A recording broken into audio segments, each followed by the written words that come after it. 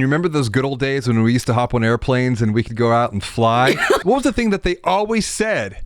You need to put your own oxygen mask on first before you. So that's, you got to put the oxygen mask on your team members, on your employees, so that they can then take care of your customers. Because if you have a customer experience problem, it goes deeper. We have to dig deeper into the pain. Why is that? It's probably because we have some type of an employee experience challenge that we can overcome. But we have to take care of our own so that they can take care of others. So we're flipping today's marketing conversation with James Robert Lay. So James, I can just call you James, right?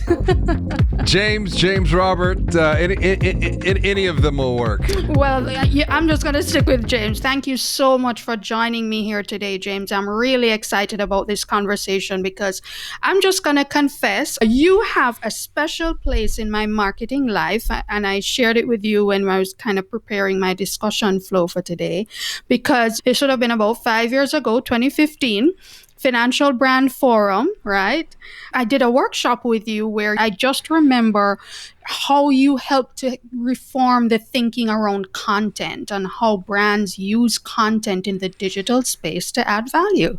Yes, it was so good. See, you took a picture of the workbook, and I'm like, wow, we're going way back in the day. But what was true in 2015 is actually even more relevant in today's post-COVID world, 2020. And I think you're speaking to something so key. You help to transform my thinking, because it's like, that's why I do what I do. It's to help provide a new perspective in the realities of what's possible within marketing and really growth, for that matter, for an organization. Absolutely. And you're doing an awesome job, James. I follow you all the time, and we're going to get all of that great information about how folks can find you and connect with you when we wrap up this discussion. But just to go back to that whole matter of content, because that's really what's at the core of digital. It's providing content, and content that isn't just about just pushing stuff out there, right? Because anybody can do content. It's about value. And I would just love to kick off today's discussion with asking you to break down for us, why is content such a crucial part of digital marketing generally? Well, so the way that I look at content is the fuel of what I call the digital growth engine. And the digital growth engine is made up of 4 key gears. We have targeted ads and targeted emails driven by data to move people into this engine. And that then sends people on a journey, typically through some type of a digital shopping experience, a website, if you will. And depending upon your vertical, that website experience might be a little bit different for each vertical. From there, though, it's like, what does that website do? What's the primary goal of the website? It's to generate leads. Well, that's where marketing automation comes into play. Marketing automation can pick those leads up, nurture those leads. Everyone's going to be at a different stage of a buying journey. And then once those leads are ready to convert, that's where sales and service enablement, being the 4th gear, takes those leads, convert those leads, and then expands the relationships by delighting accounts. And so we want to retain those relationships, because we know it's so much more effective to retain a relationship than to try to go out and keep acquiring new customers. And so when we think about these 4 gears, just like any engine needs some type of fuel or gas to run that engine, content is the fuel that turns these gears, because content is what's needed for, whether it's on the email side, on the website, on the marketing automation, or even sales and service enablement. So we're looking at content powering and turning these gears, because when we think about this idea of the consumer buying journey, what do we need? We have 3 different levels of relationship. First and foremost, every relationship is built upon respect.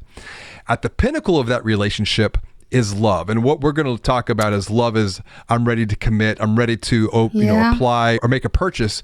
So how do we bridge the gap between respect and love? It's through trust. And trust is built upon what you say and what you do.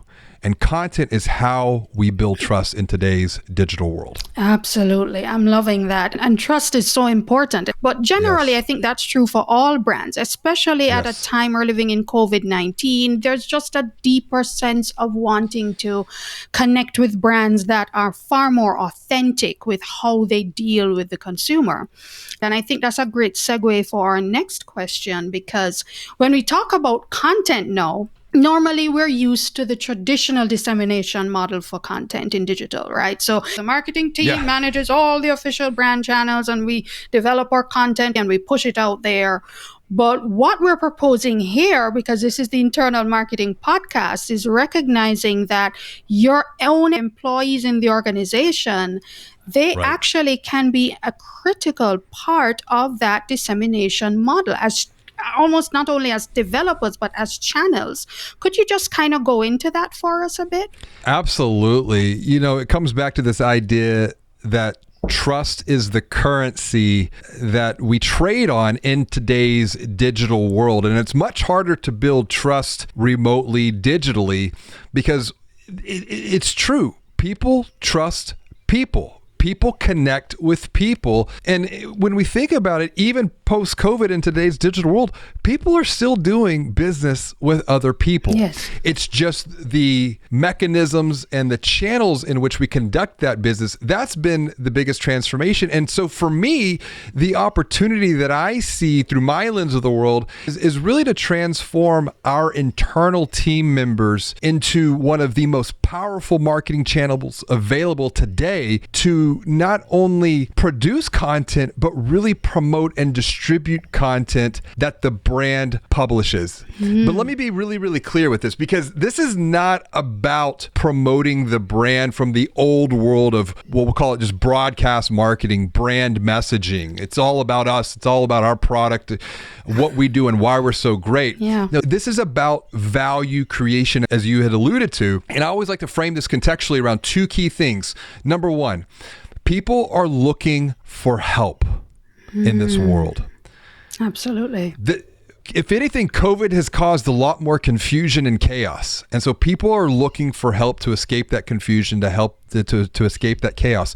But I think more important than help, people are looking for hope. They're looking for something to get them from this present state into a bigger, better, brighter future. And when we look at like this idea, hope often has to come before help.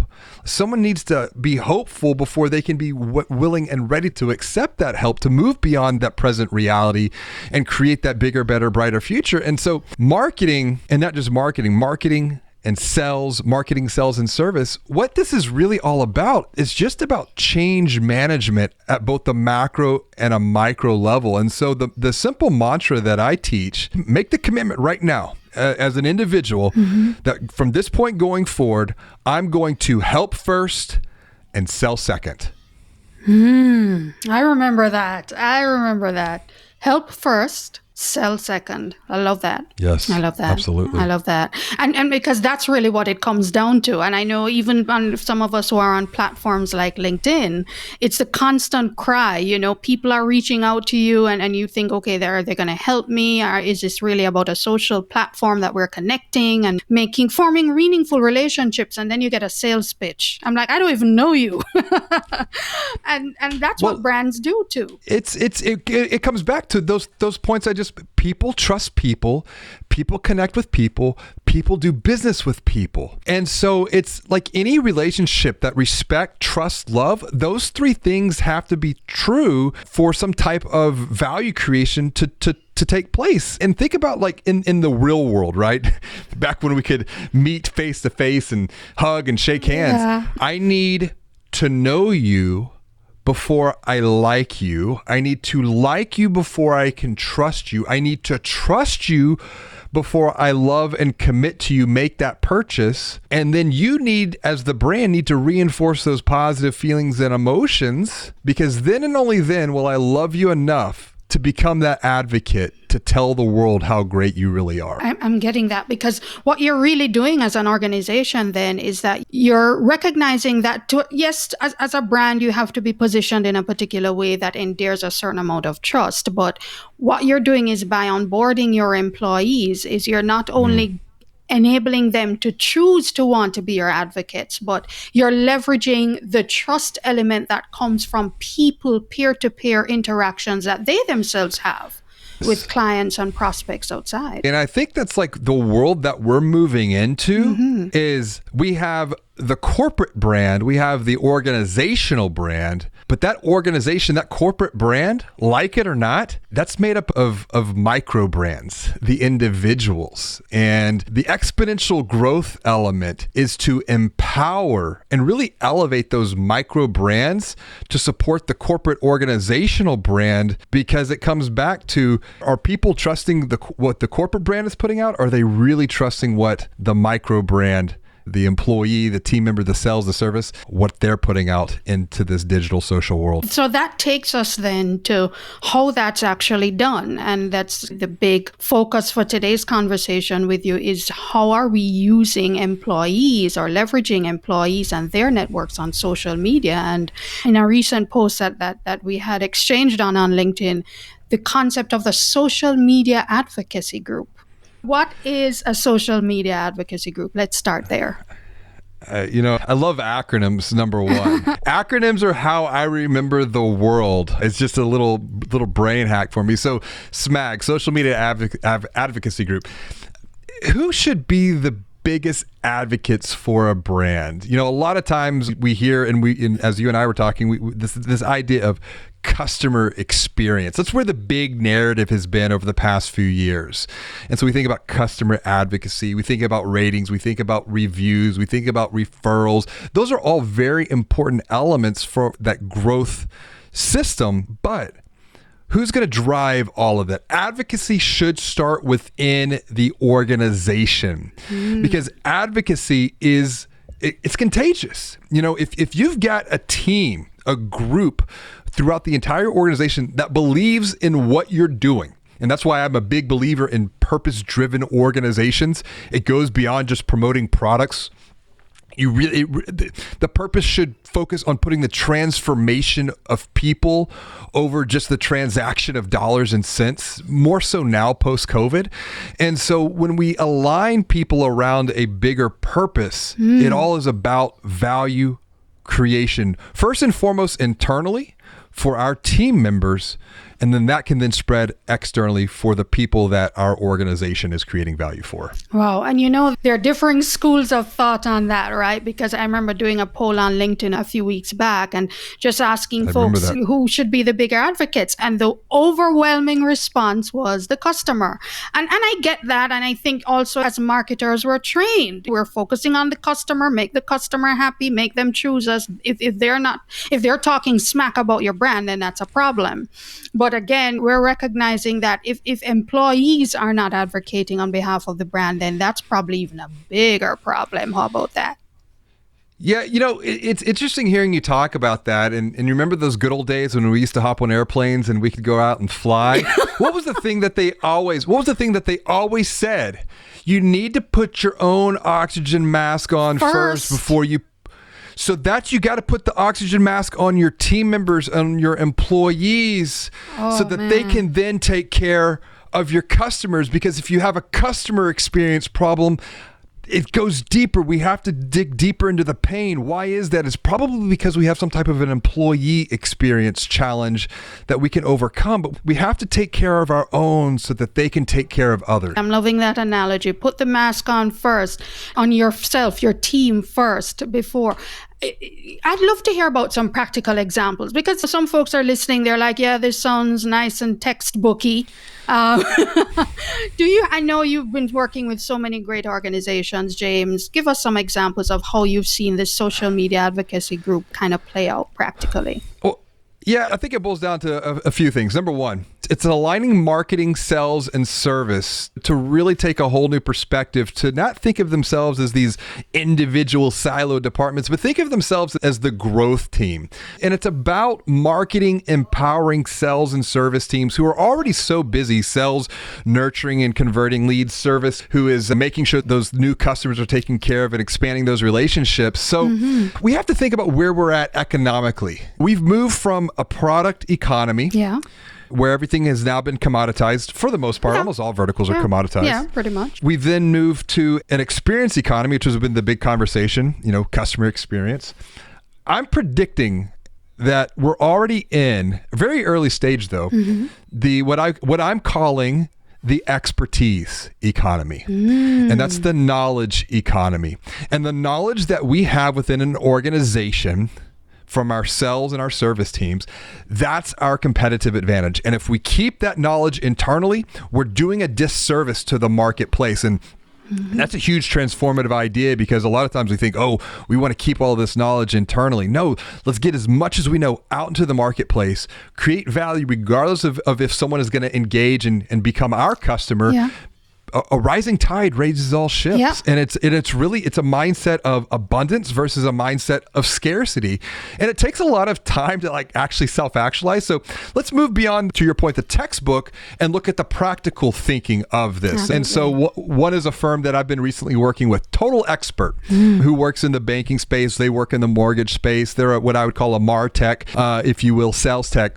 So their marketing team has been working to take content from an event, a fireside chat that I did with their CEO, Joe Walou. They've been taking that and breaking it up into smaller pieces of content that their sales team is now actually distributing out to LinkedIn to their own individual social channels. It's not about promoting Total Expert.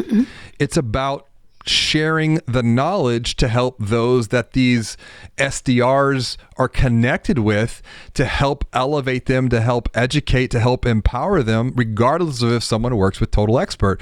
Sue Woodard, she's such a great person, and she's always on LinkedIn as the individual. I know Sue, I trust Sue because I see Sue, the person. Same thing, another firm, MX is doing this. When I think of MX, I think of Bryce Nobles. And I think that's what's happening is when you're starting to associate brand awareness with individual awareness, because that individual, like Bryce Nobles, he is who is humanizing MX, for example. Turnkey lender, Jeffrey Ward. Jeffrey Ward is enterprise sales exec, and he is actually now running a weekly LinkedIn Live to bring people in to have conversations, because he believes in the value creation and the transfer of knowledge. And to that point, Alec Hansen with Loan Depot. I think what Alec is doing is so unique, because he is actually educating his mortgage team members on how they can take ownership of their own personal brands. Even though they're all working for Loan Depot, it's about turning them into micro advocates and micro experts to transfer knowledge into the marketplace. I'm loving that. And those examples are great, because we can always go on LinkedIn and find them.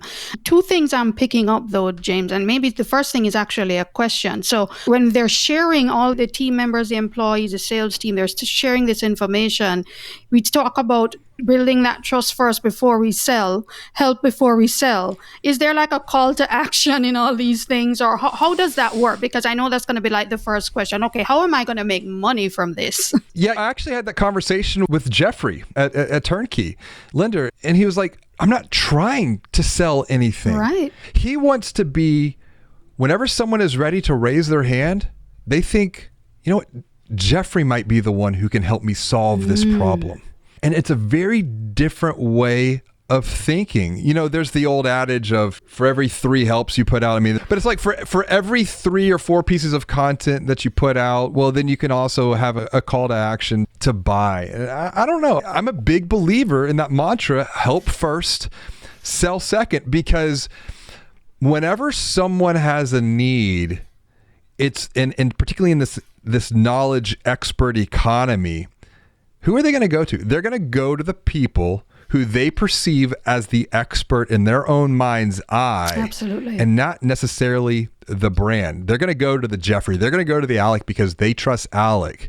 And Alec just happens to work at said organization. Right. Absolutely. And I'm loving the kind of a WIFM, the What's in It for Me spinoff for the employee, because they're building their personal brands all at the same time.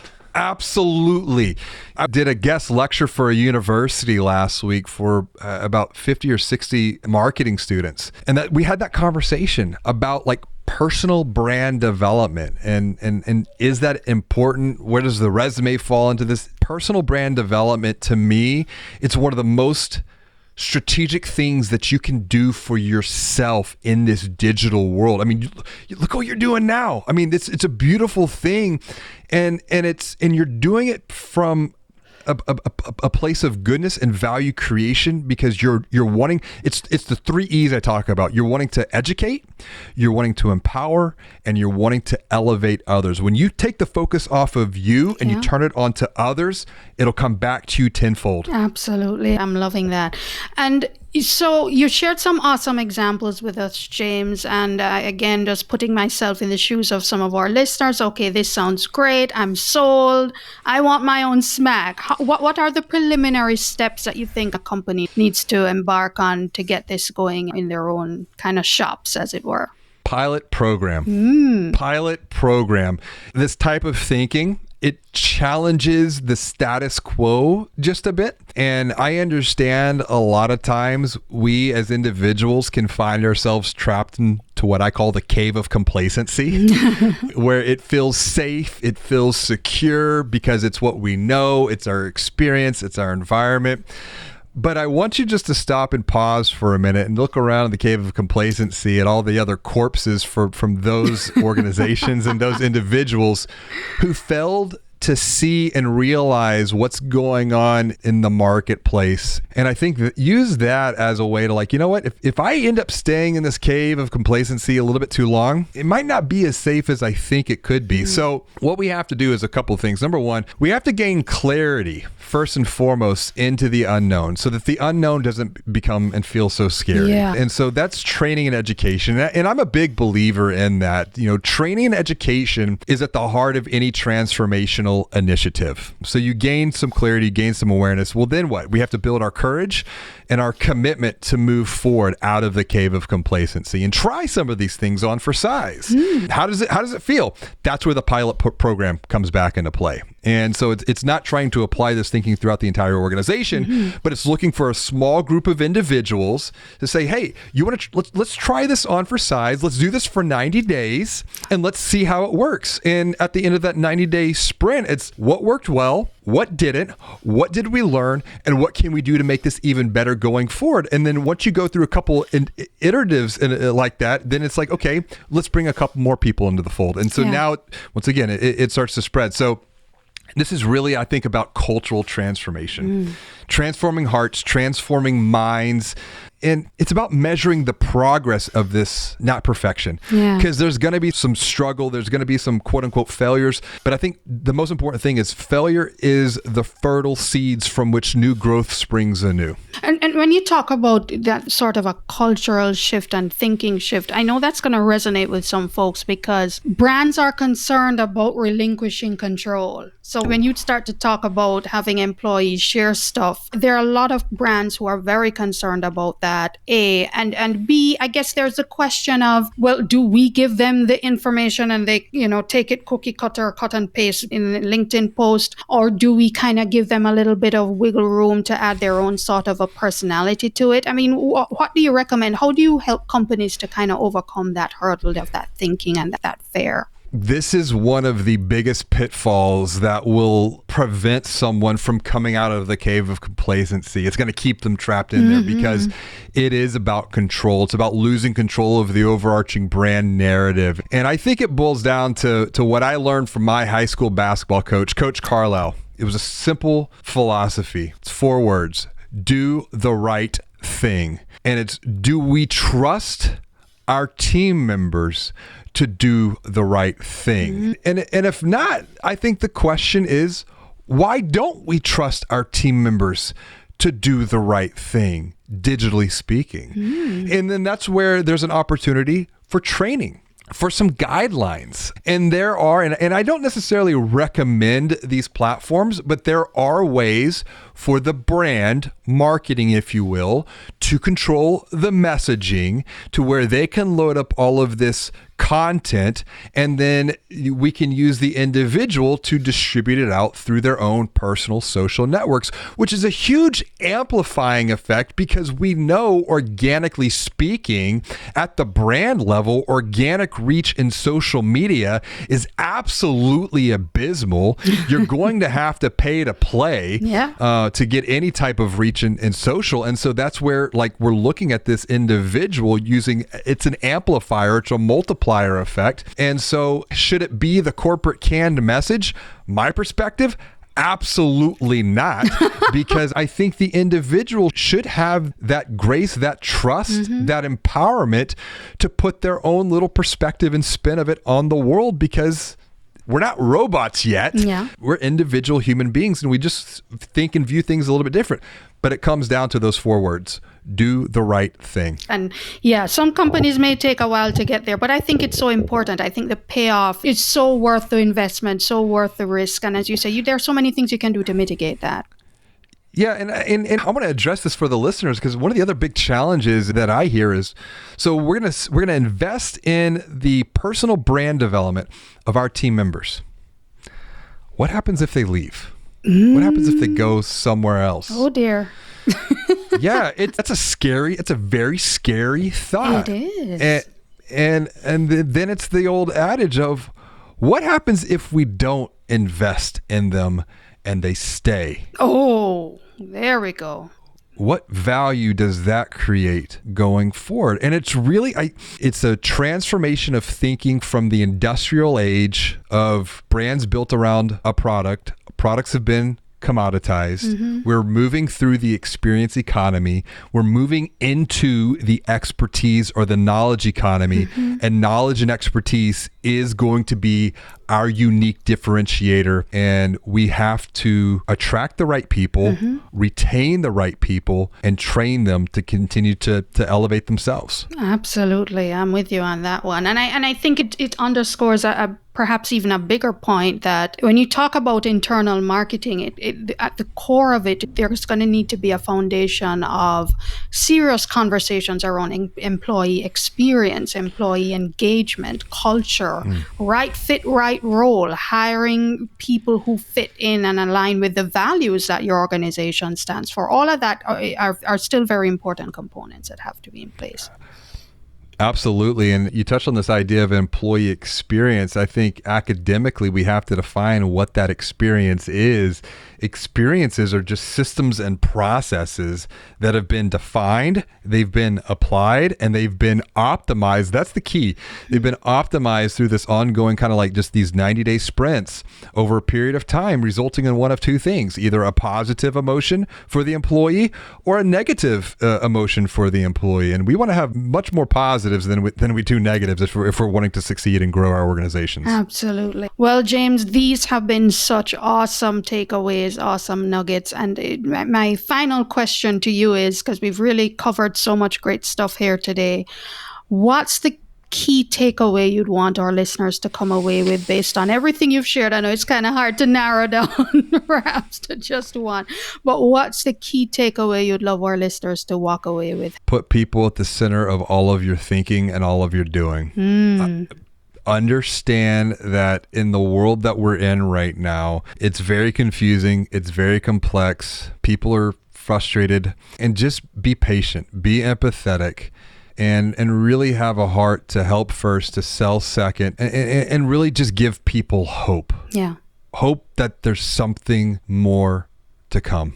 I love that. And that reminds me of another awesome word, empathy. We need so much more empathy and just everybody just tapping into each other. How can I support? How can I stand? Because at the end of the day, we're going to get through anything we're going through. We're going to get through it together. We need to be standing together with each other. And I think that's a wonderful way to wrap up our discussion. James, as usual, you've been awesome. I'm like, I got another free workshop from James 5 years later.